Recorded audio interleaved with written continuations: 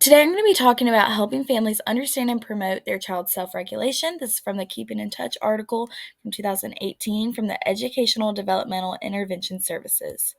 Here's kind of an overview of what we're going to be talking about. It's how self-regulation relates to infant attention and executive function and why it's important for parents to understand and promote this. So, in summary, self-regulation is the ability to understand and manage behaviors, feelings, and reactions to things that's happening around you. So this goes all the way back to infancy, where they learn their feelings and how to get what they need, and it develops over time throughout childhood, and it really shapes the ability to interact with others and learn about the environment.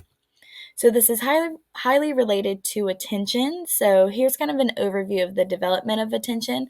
What starts in infancy is just a gaze, turns into focused attention, and then understanding how their environment works to problem solving. So this is, if I do this, this will happen, but if I do this, this won't happen. And these are all building blocks to get them to be the learner that they are in school. So here's the overview of the research that was done by Cuevas and Bell. They examined infant information processing and its relationship to the emergence of executive function. So their hypothesis was basically that children who spend more time looking at an object process information slower and have a less efficient executive function, and then those who take a shorter time to look at it, take a shorter time to process information, and have a more efficient executive function process. So these were the findings that they were looking for. And here are the participants. They started at 5 months old and went up to 4 years old. So each age group had a different way of measuring this and obtaining information. So for the 5 months old, it was done with a puppet, and they were looking at the puppet and seeing how long it took them to look away. And then for the 24 months old, they had a different toy under a cup. And then for the 36 to 48 month olds, they had a game of a Simon Says like game, but they did it with a bear and dragon. And then they also did a developmental neuropsychological assessment as well as language testing to measure attention and focus. And this is what they found. So infants with shorter looking time correlated with higher executive function in early childhood when compared to children with longer looking time.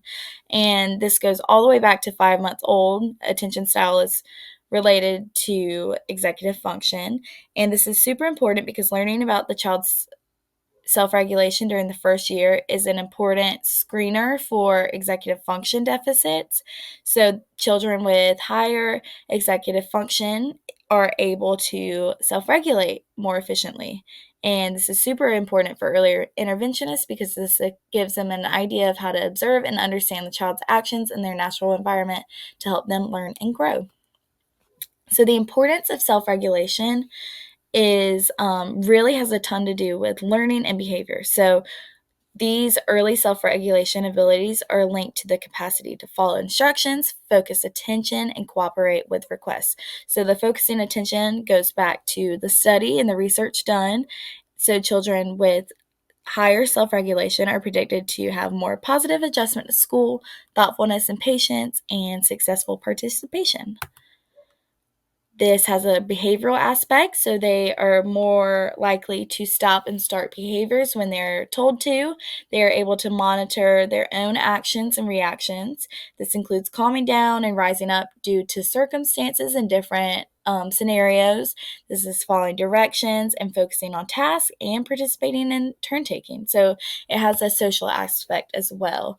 And it also goes with emotional, so they're able to cooperate with peers and adults and restrain from impulses just to get what they need. So this is being able to communicate their feelings rather than pitching a fit by grabbing, pushing, biting, etc. And they are also able to tell when it's appropriate to persist or tune out small inconveniences and when to overcome and cope with things that are not necessary for big expression of emotions. So this develops throughout childhood, like I said. So in infancy, this is self-soothing, thumb-sucking, and gazing. And throughout toddlerhood, it's more complying with adult directions, following rules. And it goes all the way through childhood and responding to circumstances appropriately.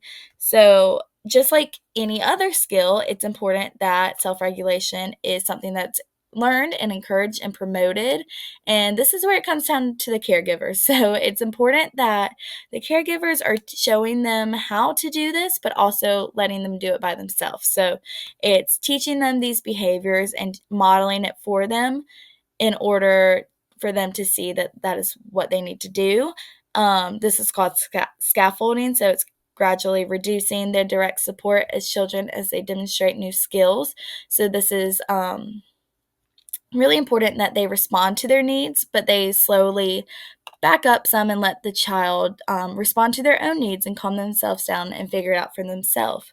So, as an SLP and an early interventionist, in conclusion, it's important to understand and promote these skills and really promote self regulation so the child is able to learn and grow in their own environment.